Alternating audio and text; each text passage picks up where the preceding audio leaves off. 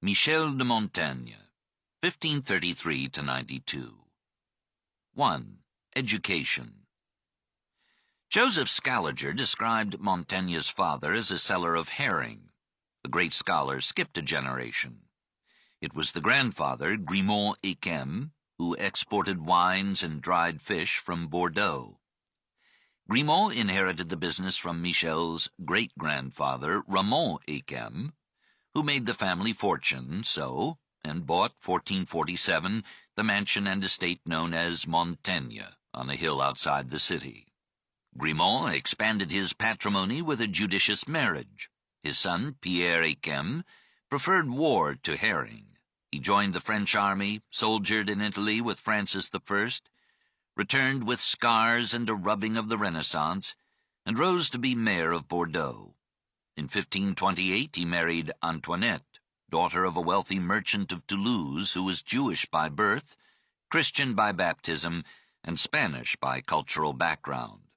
Michel Aiquem, who became the Sieur de Montaigne, was born to Pierre and Antoinette with Gascon and Jewish blood in his brain. To further broaden his outlook, his father was a pious Catholic, his mother was probably a Protestant, and a sister and a brother were Calvinists. Pierre had ideas on education. "That good father," Michel tells us, "even from my cradle sent me to be brought up in a poor village of his, where he kept me so long as I sucked, and somewhat longer, breeding me after the meanest and simplest common fashion." While the boy was still nursing, he was given a German attendant who spoke to him only in Latin. "I was 6 years old before I understood more of French than of Arabic." When he went to the Collège de Guyenne, his teachers, except George Buchanan, were loath to talk Latin to him, he spoke it so glibly. Such mastery he had acquired without books, rules, or grammar, without whipping or whining. Perhaps the father had read Rabelais on education. He tried to rear his son on libertarian principles, substituting affection for compulsion. Montaigne relished this regimen and recommended it in a long letter on education, professedly written for Lady Diane de Foix. But in a later essay he recanted it and recommended the rod as a convincing supplement to reason. Nor did he follow his father in giving priority to Latin or the classics. Though his own memory bubbled over with classical quotations and instances, he deprecated a merely classical education, scorned book learning and bookworms, and stressed rather the training of the body to health and vigor and of the character to prudence and virtue. We have need of little learning to have a good mind, and a game of tennis may be more instructive than a diatribe against Catiline. A boy should be made hardy and brave, able to bear heat and cold without whimpering, and to relish the inevitable risks of life. Montaigne quoted Athenian authors, but preferred Spartan ways. His ideal was a manly virtue, almost in the Roman sense that made such a phrase redundant, to which he added the Greek ideal of nothing in excess. Temperance in everything, even in temperance. A man should drink moderately, but be able, if occasion should require, to drink abundantly without becoming stupefied. Travel can form a vital part of education if we leave our prejudices at home. It was told to Socrates that a certain man had been no whit improved by travel. "I believe it well," said he, "for he carried himself with him." If we can keep our minds and eyes open, the world will be our best textbook, for so many strange humors, sundry sects, diverse opinions, different laws, and fantastical customs teach us to judge rightly of ours. Next to travel, the best education is history, which is travel extended into the past. The student shall, by the help of histories, inform himself of the worthiest minds that were in the best ages. What profit shall he not reap reading the lives of our Plutarch? Finally, the student should get some philosophy, not the thorny quiddities of logic, but such philosophy as teaches us how to live, what it is to know and not to know, what valor, temperance, and justice are, what difference there is between ambition and avarice, bondage and freedom, by what marks a man may distinguish true and perfect contentment, and how far one ought to fear death, pain, or disgrace. A child coming from nurse is more capable of them, such lessons, than he is to learn to read or write. After 7 years at the Collège de Guyenne, Montaigne proceeded to university and the study of law. No subject could have been less congenial to his discursive mind and limpid speech. He never tired of praising custom and berating law.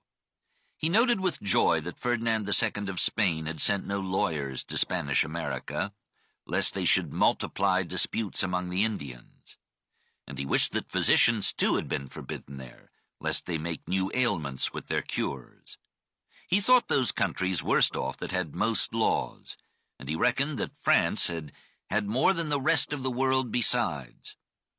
He saw no progress in the humaneness of the law, and doubted if any such savagery could be found among barbarians as togaed judges and tonsured ecclesiastics practiced in the torture chambers of European states. He gloried that, to this day, about 1588, I am a virgin from all suits of law. 2. Friendship and marriage. Nevertheless, we find him in 1557 councillor in the Court of Aids at Périgueux, and in 1561 a member of the Bordeaux Parlement, the municipal court. There he met and loved Etienne de la Boétie. We have seen elsewhere how, about the age of 18, this young aristocrat wrote, but did not publish, a passionate Discours sur la servitude volontaire, which came to be called Contre un, that is, against one-man rule. With all the eloquence of Danton, it called upon the people to rise against absolutism. Perhaps Montaigne himself felt some republican ardor in his youth. In any case, he was drawn to the noble rebel, who, 3 years older, seemed a paragon of wisdom and integrity. We sought one another before we had seen one another, and by the reports we heard of one another, I think by some secret ordinance of the heavens we embraced one another by our names. And at our first meeting, which was by chance at a great feast and solemn meeting of a whole township, we found ourselves so surprised, so acquainted, and so bound together, that from thenceforward nothing was so near to us as one unto another. Why this profound attachment? Montaigne answered, because it was he, because it was I. Because they were so different that they completed each other. For La Boétie was all idealism, warm devotion, tenderness. Montaigne was too intellectual, prudent, impartial to be so dedicated. This very friend described him as equally inclined to both outstanding vices and virtues. Perhaps the deepest experience of Montaigne's life was watching his friend die. In 1563, during a plague at Bordeaux, La Boétie fell suddenly ill with fever and dysentery. He bore his lingering death with a stoic fortitude and a Christian patience, never forgotten by his friend, who stayed at his bedside during those final days. Montaigne inherited the manuscript of the dangerous essay and concealed it for 13 years. A copy was printed in a pirated edition, 1576. Thereupon he published the original, and explained that it was the rhetorical exercise of a boy of 16. That friendship made every later human relationship seem insipid to Montaigne.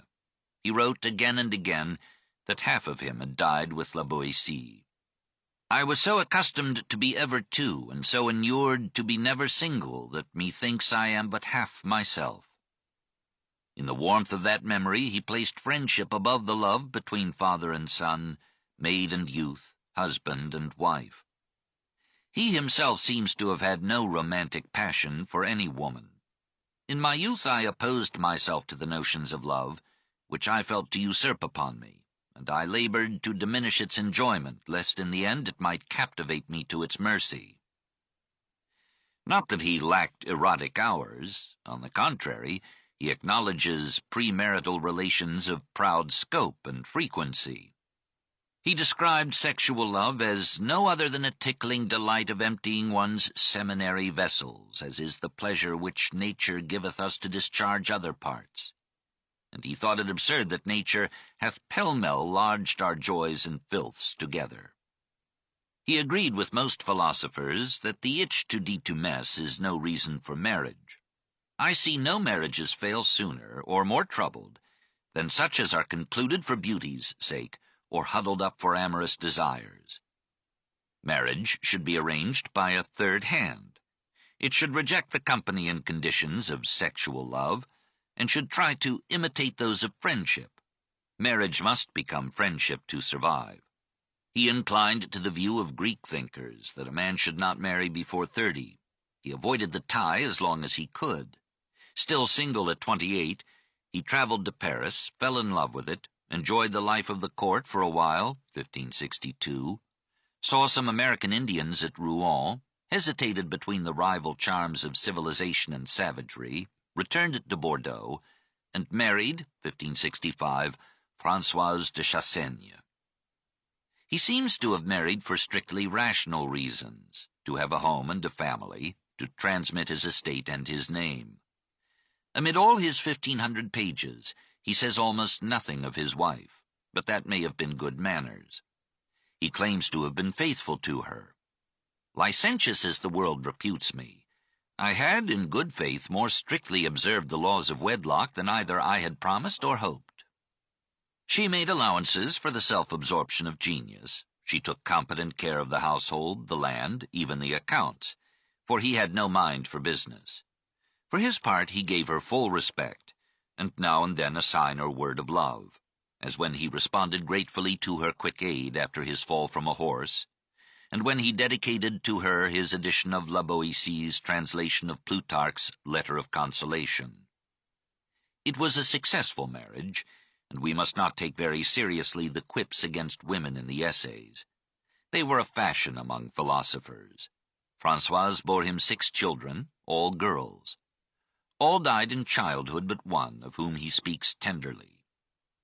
When he was 54, he adopted into the family a 20-year-old girl, Marie de Gournay, truly of me beloved with more than a fatherly love, and as one of the best parts of my being, enfeoffed in my home and solitariness.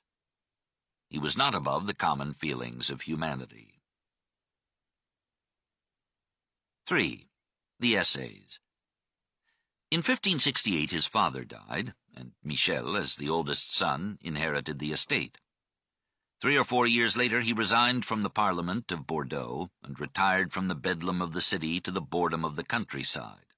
Even there peace was precarious, for religious war was dividing France, its cities, and its families. Soldiers raided villages, entered homes, stole, raped, and killed. I have 1,000 times gone to bed imagining I should, the very same night, have been either betrayed or slain in my bed.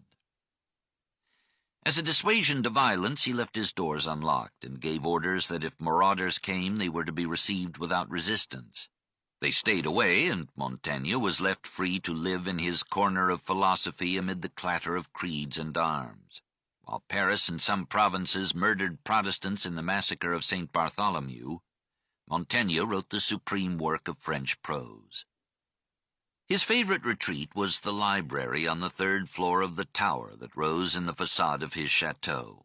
The chateau was destroyed by fire in 1885, but the tower survived.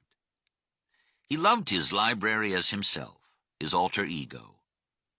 The form of it is round, and hath no flat side but what serveth for my table and chair, in which manner at one look it offers me the full sight of all my books. There is my seat, there is my throne. I endeavor to make my rule therein absolute, and to sequester that only corner from the community of wife, of children, and of acquaintance. Seldom has a man so relished solitude, which is almost our direst dread. A man must sequester and recover himself from himself. We should reserve a storehouse for ourselves, altogether ours, wherein we may hoard up and establish our true liberty. The greatest thing in the world is for a man to know how to be his own. In that library he had 1,000 books, most of them bound in tooled leather. He called them meas delicias, my delights. In them he could choose his company and live with the wisest and the best. In Plutarch alone, since he spoke French, through Amiot, he could find 100 great men to come and talk with him, and in Seneca's epistles he could savor a pleasant stoicism melodiously phrased. These two, including Plutarch's Moralia, were his favorite authors, from whom, like the Danaides, I draw my water, incessantly filling as fast as emptying. The familiarity I have with them, and the aid they afford me in my old age, and my book merely framed of their spoils, binds me to maintain their honor. He never quotes the Bible, perhaps as too well known, though he frequently cites St. Augustine. For the most part he prefers the ancients to the moderns, the pagan philosophers to the Christian fathers. He was a humanist insofar as he loved the literature and the history of old Greece and Rome. But he was no indiscriminate idolater of classics and manuscripts. He thought Aristotle superficial and Cicero a windbag. He was not quite at home with the Greeks. He quoted the Latin poets with roaming erudition, even one of Martial's most privy epigrams. He admired Virgil but preferred Lucretius. He read Erasmus's Adagia predaciously. In the early essays he was a pedant, adorning himself with classical tags. Such excerpts were in the manner of the age. Readers who had no competence for the originals relished these samples as little windows glimpsing antiquity. And some complained that there were not more. From all his pilfering, Montaigne emerged uniquely himself, laughing at pedantry and making up his own mind and speech. He looks like scissors and paste, and tastes like ambrosia. So, leisurely, page by page and day by day, after 1570, he wrote his Essay. He seems to have invented the term, almost the type, for though there had been discorsi and discours, they were formidably formal, not the informal, meandering conversations of Montaigne. And this easy-going, buttonholing style has tended to characterize the essay since his death, making it a predominantly modern genre. I speak to paper, he said, as I do to the first person I meet. The style is the man, natural, intimate, confidential. It is a comfort to be spoken to so familiarly by a seigneur of the mind. Open him at any page, and you are caught by the arm and swept along, never knowing and seldom caring where you will go. He wrote piecemeal on any subject that struck his thought or matched his mood, and he diverged anarchically from the initial topic as he rambled on. So the essay on coaches rattles off into ancient Rome and New America. Of the 3 volumes, 3 consist of digressions. Montaigne was lazy, and nothing is so arduous as producing and maintaining order in ideas or men. He confessed himself divers et ondoyant, wavering and diverse. He made no fetish of consistency. He changed his opinions with his years. Only the final composite picture is Montaigne. Amid the confused flux of his notions, his style is as clear as the soul of simplicity. Yet it sparkles with metaphors as surprising as Shakespeare's, and with illuminating anecdotes that instantaneously transform the abstract into the real. His probing curiosity snatches at such instances anywhere, admitting no moral hindrance. He carefully hands down to us the remark of the Toulouse woman who, having been handled by several soldiers, thanked God that once in my life I have had my belly full without sin. Nihil naturae alienum putat. 4. The philosopher. He claims to have only one subject, himself. I look within myself. I have no business but with myself. I incessantly consider and taste myself.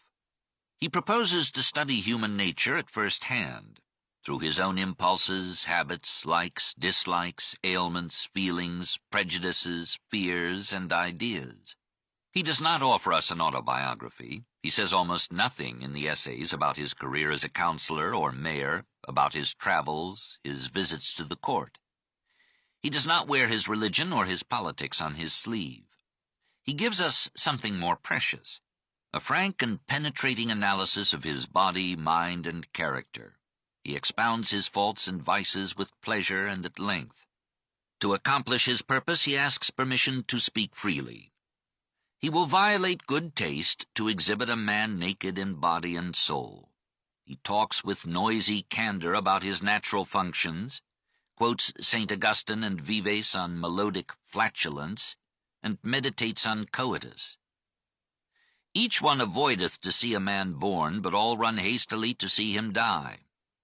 To destroy him we seek a spacious field and full light, but to construct him we hide ourselves in some dark corner and work as close as we may. Even so, he claims to have practiced some reticence. I speak truth, not my bellyful, but as much as I dare. He tells us a great deal about his physical self, and he nurses his health from page to page. Health is the summum bonum. Renown or glory is overdearly bought by a man of my humor, in God's name. He records the vicissitudes of his bowels in affectionate detail. He sought the philosopher's stone and found it lodged in his bladder.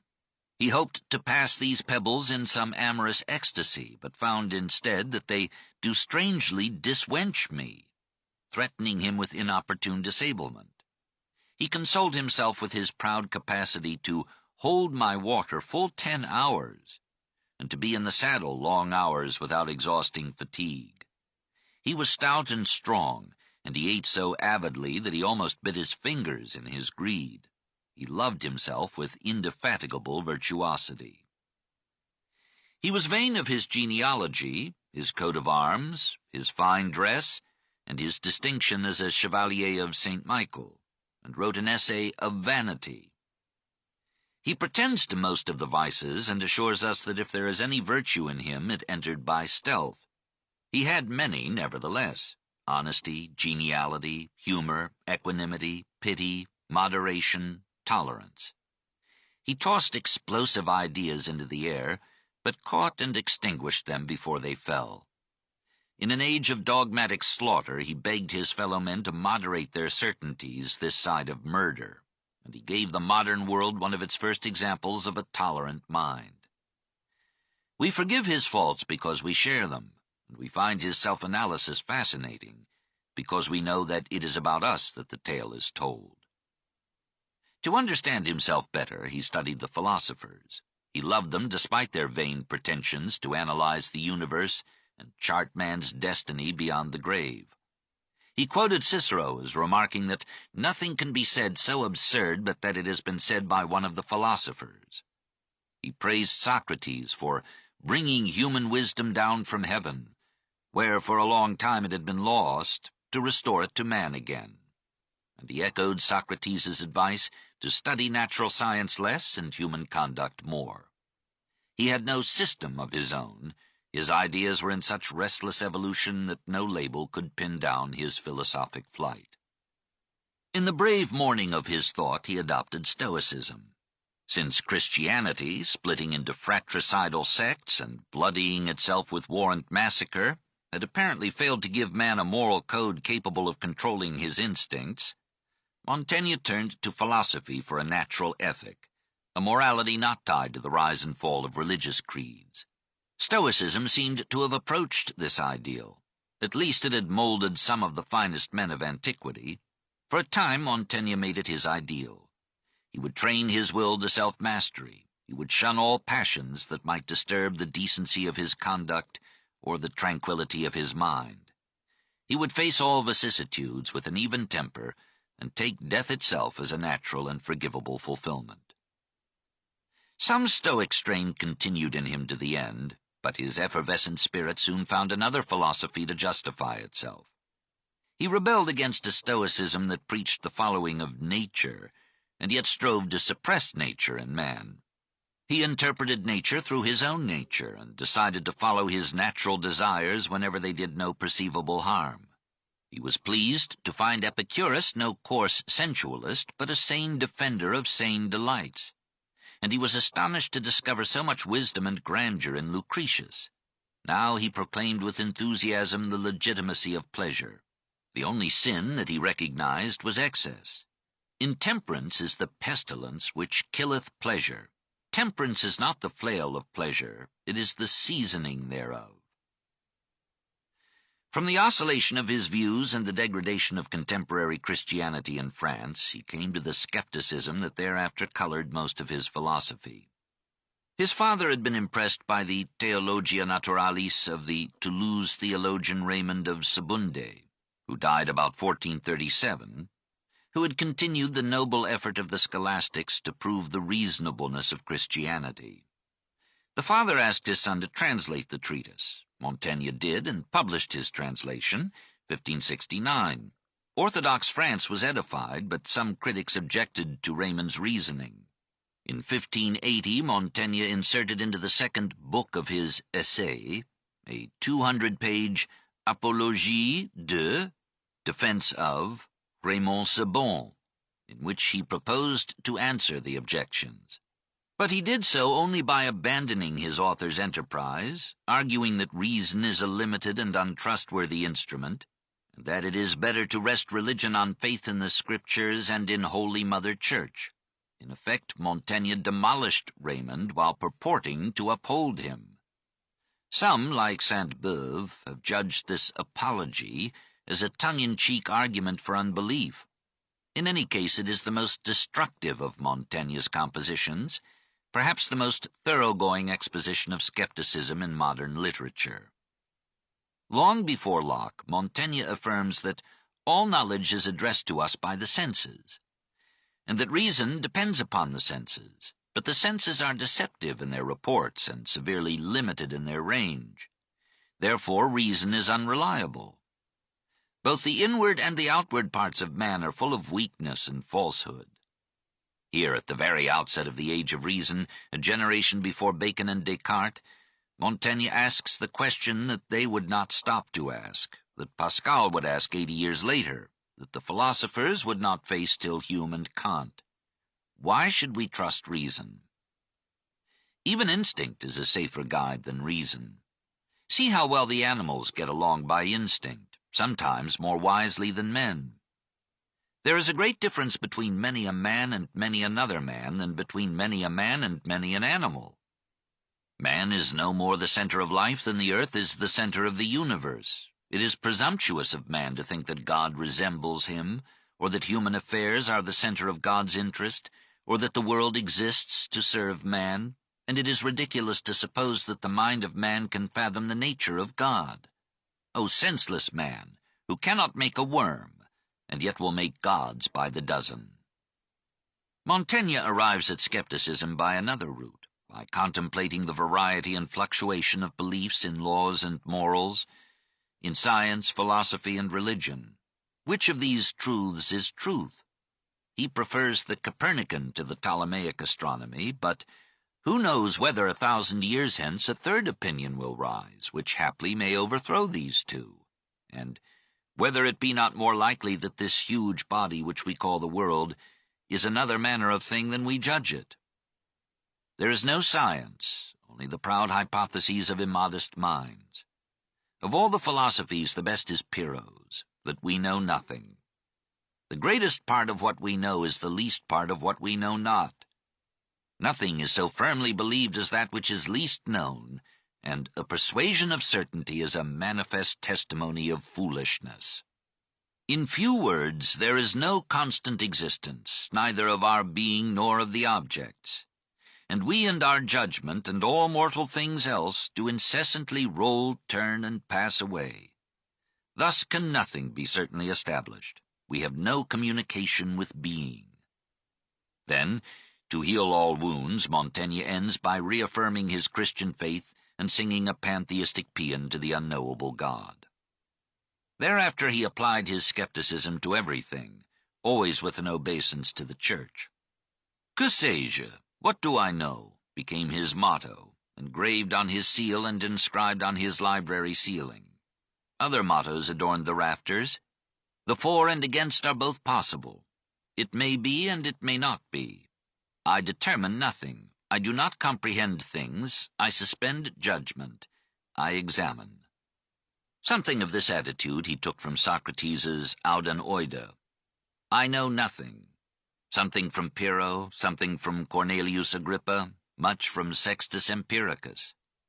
Henceforth, he said, I fasten myself on that which I see and hold, and go not far from the shore.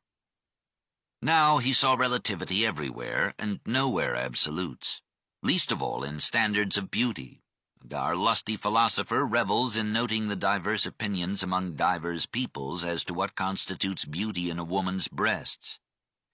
He believes that many beasts surpass us in beauty and thinks we were wise to clothe ourselves. He perceives that a man's religion and his moral ideas are usually determined by his environment. The taste of good or evil greatly depends upon the opinion we have of them, as Shakespeare was to say, and men are tormented by the opinions they have of things, not by the things themselves. The laws of conscience proceed not from God, but from custom. Conscience is the discomfort we feel when violating the mores of our tribe. Montaigne had better sense than to suppose that because morals are relative, they may therefore be ignored. On the contrary, he would be the last to disturb their stability. He talks boldly about sex and claims much freedom, for men, but when you cross-examine him, you find him suddenly orthodox. He recommends chastity to youth on the ground that energy spent in sex comes from the common store of force in the body. He notes that athletes training for the Olympic Games abstained from all Venerean acts and touching of women. It was part of his humor to extend his skepticism to civilization itself, and to anticipate Rousseau and Chateaubriand. The Indians he had seen at Rouen inspired him to read the reports of travelers. From these accounts he composed his essay of Cannibals. Eating dead people, he thought, was less barbarous than torturing live ones. I find nothing in that nation, Indian America, that is either barbarous or savage, unless men call that barbarism which is not common among themselves. He imagined these natives as rarely sick, as nearly always happy, and as living peaceably without laws. He praised Aztec art and Inca roads.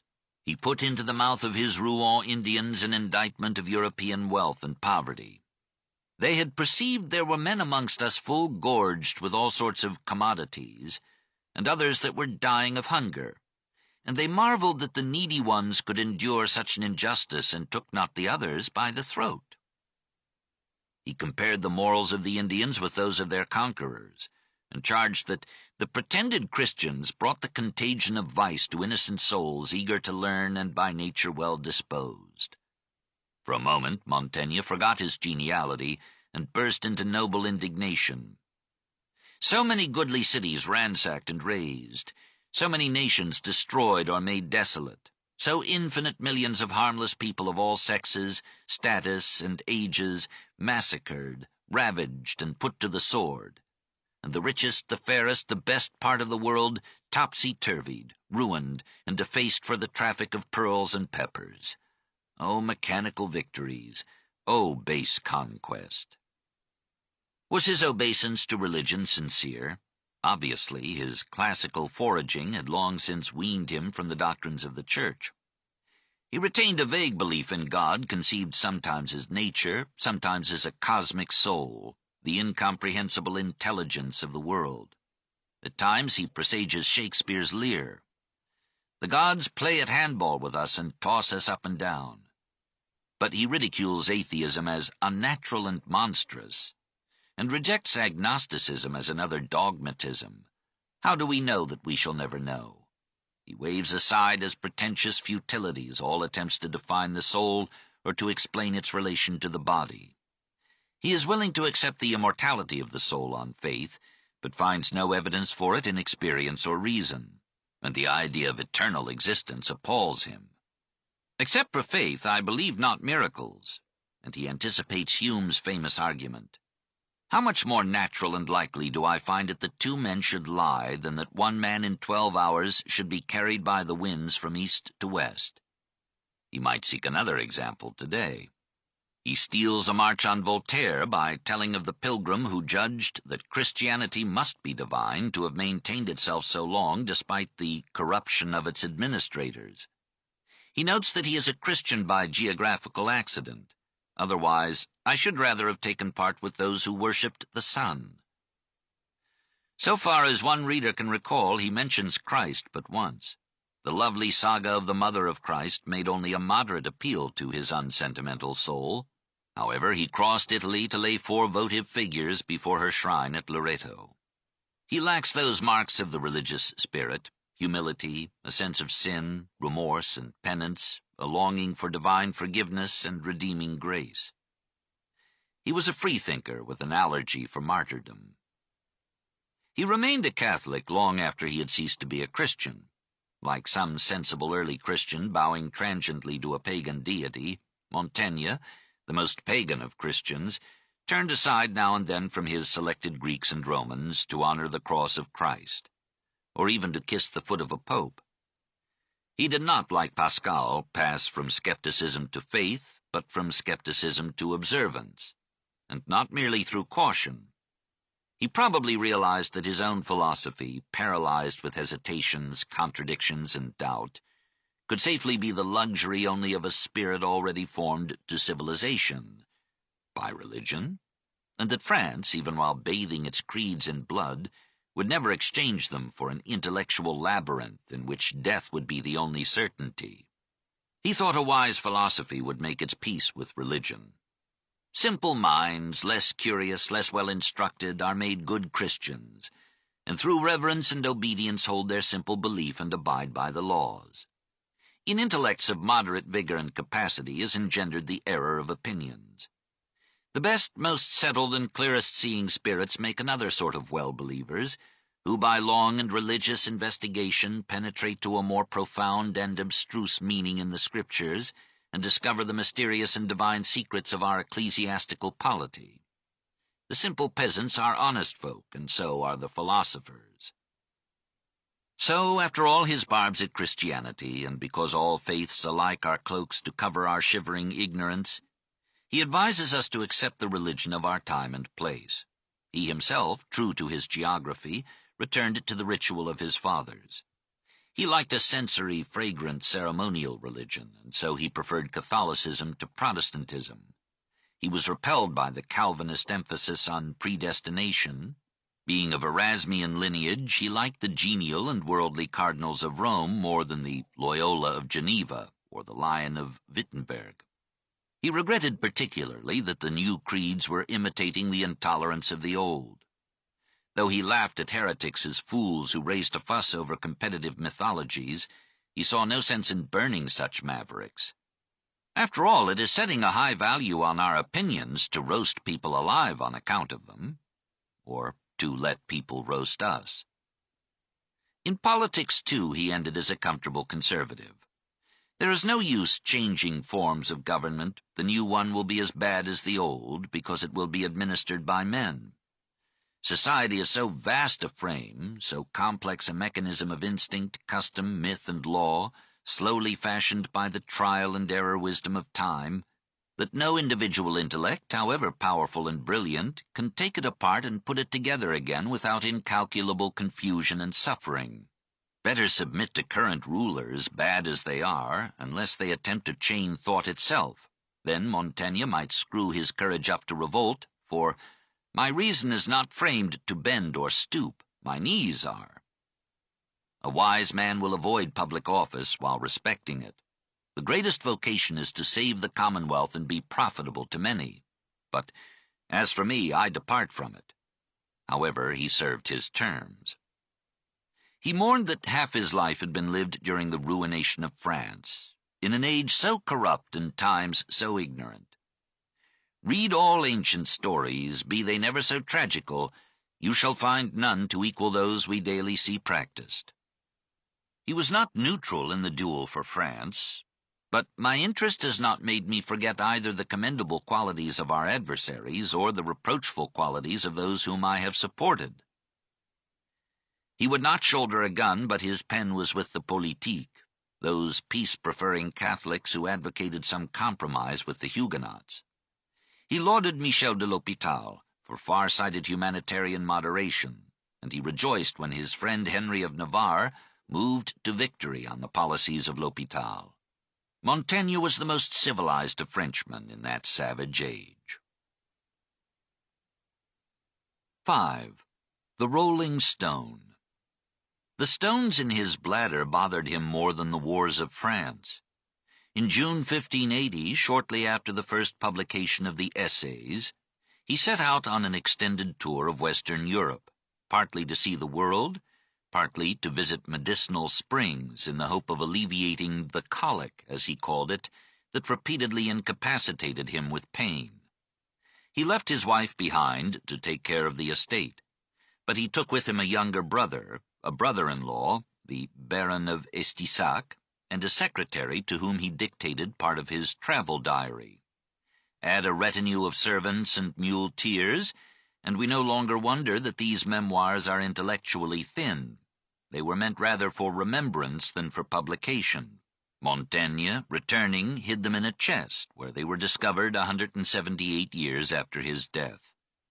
The party went first to Paris, where the proud author presented a copy of the Essays to Henry III, then by easy stages to Plombières, where Montaigne for 9 days drank 2 quarts of medicinal waters daily, and succeeded in passing some small stones with great pain. Then through Lorraine to Switzerland. He had infinite pleasure, says the third-person diary, in observing the freedom and good government of this nation.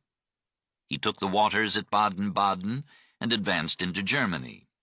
He attended Calvinist and Lutheran as well as Catholic services, and discussed theology with Protestant clergymen. He tells of one Lutheran minister who vowed that he would rather hear 1,000 masses than partake of one Calvinist communion. For the Calvinists denied the physical presence of Christ in the Eucharist. Moving into the Tyrol, he felt the grandeur of the Alps long before Rousseau. From Innsbruck the party mounted to the Brenner Pass, Montaigne passing on the way a stone of middling size.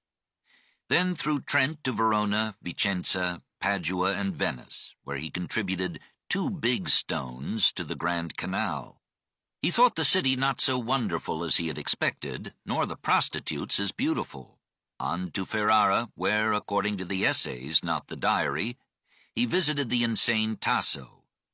To Bologna and Florence, where the Arno received 2 stones and a quantity of gravel, and through Siena to Rome, where he passed a stone as big as a pine kernel. All in all, these recorded accretion-excretions would have built a pretty pyramid. In Rome he visited a Jewish synagogue, witnessed a circumcision, and discussed with the rabbis their religious rites. He exchanged philosophies with the Roman courtesans. He was not, as Stendhal thought, insensitive to the art in Rome. He wandered day after day among the classic remains, never ceasing to marvel at their grandeur. But the great event was a visit to Gregory XIII. Like any son of the Church, Montaigne knelt to kiss the papal shoe, which the Pope kindly raised to ease the operation. Meanwhile, the customs officials had found a copy of the Essays, which they turned over to the Inquisition. Montaigne was summoned to the Holy Office and was gently admonished that some passages smelled of heresy. Would he not change or delete them in future editions? He promised. I thought I left them very well satisfied with me. Indeed, they invited him to come and live in Rome. He kept his promise indifferently, and in 1676 his book was placed on the index. Perhaps to reassure them and himself, he journeyed across Italy to the shrine of the Virgin at Loreto and dedicated a votive tablet to her. Then he recrossed the Apennines to take the waters at Lucca. There, September 7, 1581, a message came saying that he had been chosen mayor of Bordeaux. He asked to be excused, but Henry III bade him accept, and the tradition of public service left him by his father could not be ignored. He took his time getting back to France. He did not sight his chateau till November 30th, 17 months after beginning the tour. The duties of the mayoralty were light. The emoluments were honors without pay. He functioned sufficiently well, for he was re-elected, August 1583, for another 2 years. In December 1584, Henry of Navarre, with a mistress and 40 followers, visited him, and the future King of France slept in the philosopher's bed. Toward the end of the second term, plague struck Bordeaux, and Montaigne, like nearly all public officials, left the city for rural retreats. On July 30th, 1585, he turned over the insignia of his office to a successor and retired to his home. He was only 52, but his stones periodically disabled him, sometimes preventing him for days from passing water. Early in 1588, he was strong enough to make a third trip to Paris. While there, he was arrested, as an adherent of Henry III, by the League then dominating the capital. He was lodged in the Bastille, July 10, 1588, but was released the same evening through the intercession of Catherine de Médicis. In October, he attended the States General at Blois, but he returned to Bordeaux just in time to escape involvement in the vicissitudes of Henry III after the assassination of the Duke of Guise. In his final and finest essay, Of Experience, he included a description of his physical decay. His teeth, for example, seemed to have reached the natural term of their continuance. He endured his going hence without bitterness. He had lived his life very much as he had planned it, and he could write with pride, "View all antiquity over, and you shall find it a hard matter to choose out a dozen men that have directed their lives unto one certain settled course, which is the sweetest drift of wisdom." Told that his end was near, he gathered his household and his legatees about him, and gave them in person the sums or objects he had bequeathed them in his will. He received the sacraments of the Church as piously as if he had never written a doubting word. He died September 13, 1592, aged 59. His influence pervaded 3 centuries and 4 continents. Richelieu accepted with pleasure the dedication of Mademoiselle de Gournay's final edition of the Essays.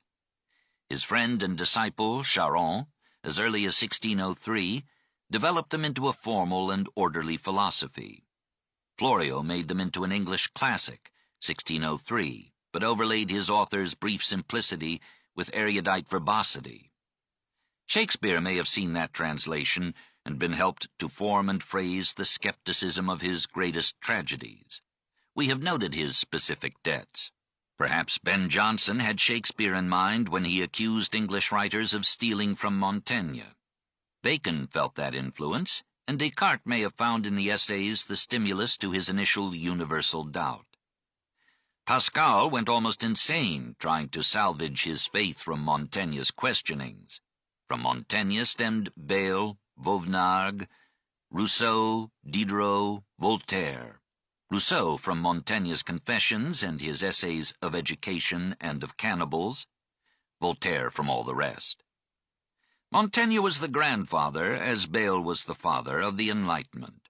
Madame du Deffand, the least deceived woman of her brilliant age, wished to throw into the fire all the immense volumes of the philosophers, except Montaigne, who is the father of them all. Through Montaigne, the psychological analysis of mind and character entered into French literature, from Corneille and Molière, La Rochefoucauld and La Bruyère, to Anatole France. Thoreau took much at this fountainhead, and Emerson bathed himself in it before writing his own essays. Of Montaigne, as of few authors before the 18th century, it may be said that he is read today as if he had written yesterday. The world has long since recognized and forgiven his faults. He admitted so many that he almost depleted the armory of his critics. He knew quite well that he was garrulous and vain. We tire now and then of his classical quotations, and for a moment fall into Malebranche's unjust judgment of the Essays as nothing but a tissue of historical anecdotes, little stories, bon mots, verses, and apothegms, proving nothing. Unquestionably, Montaigne jumbles his wares into a lazy disarray, so lessening their impact and point. He contradicts himself in 100 subjects. He is bound to be right, since he says everything and its opposite. There is something paralyzing in universal skepticism. It preserves us from theological homicide, but it takes the wind out of our sails and drains us of fortitude. We are more deeply moved by Pascal's desperate attempt to save his faith from Montaigne than by Montaigne's willingness to have no faith at all. We cannot put our hearts into such criticism. It interrupts only passingly our joy in the Gaia Scientia, the laughing learning, the Allegro Pensieroso, of this unsilenceable gossiper. Where again shall we find so animated a synthesis of wisdom and humor? There is a subtle similarity between these two qualities, since both may come from seeing things in perspective. In Montaigne they make one man. His loquacity is redeemed by quaintness and clarity. There are no shop-worn phrases here, no pompous absurdity. We are so weary of language used to conceal thought or its absence that we can overlook the egoism in these self-revelations. We are surprised to see how well this amiable causeur knows our hearts. We are relieved to find our faults shared by so wise a man, and by him so readily absolved. It is comforting to see that he too hesitates and does not know. We are delighted to be told that our ignorance, if realized, becomes philosophy. And what a relief it is, after St. Bartholomew, to come upon a man who is not sure enough to kill. Finally, and despite his onslaught upon reason, we perceive that Montaigne begins in France, as Bacon in England, the age of reason. Montaigne, the critic of reason, was nothing if not reason itself. With all his curtsies to the church, this irrationalist was a rationalist. He consented to conform only after he had sown the seeds of reason in the mind of France, and if, like Bacon, he tried to do this without disturbing the consolatory faith of the poor, we must not hold his caution or tenderness against him. He was not made for burning. He knew that he too might be wrong. He was the apostle of moderation as well as of reason, and he was too much of a gentleman to set his neighbor's house on fire before he had any other shelter to give him. He was profounder than Voltaire because he sympathized with that which he destroyed.